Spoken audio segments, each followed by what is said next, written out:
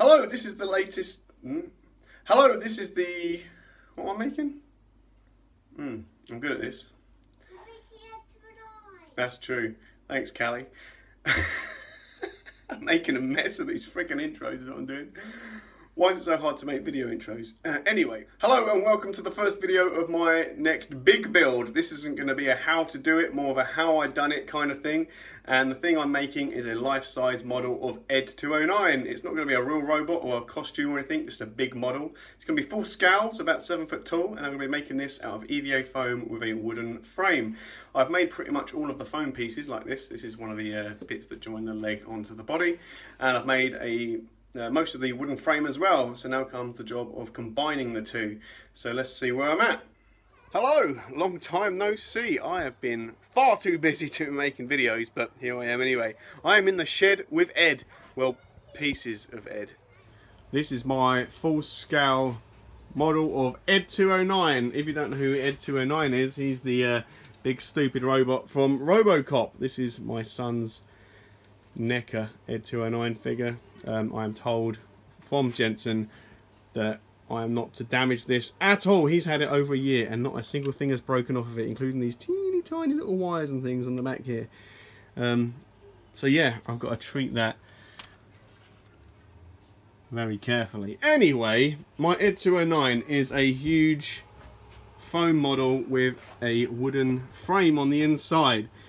This is what we've got of the body and guns so far. I've tried to be as sparing as I can with the wood, not because wood prices are through the roof because of the Rona, but because I don't want it to be too top heavy. So the top is made primarily of this thin stuff, and the legs are made mostly of the thicker stuff because they need to hold the whole thing up.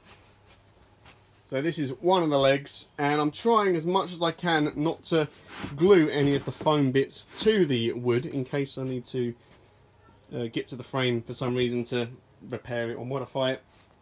This is the pelvis thing, and again these just slide off. This central thing just slides out as well, and at the moment I'm working on the back. So we've got this bit here, and I've got this bit here, and this bit. Try and do this one hand, be careful not to knock that over.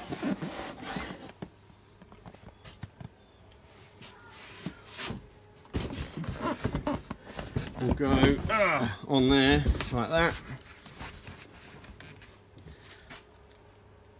So that's this bit. Now on my one I've made this bit too big, like some sort of idiot, hence the pin. That's where I need to cut it back. So I need to figure out what sort of angle to do that to get it nice and straight, because then I need to add this bit here. I made one,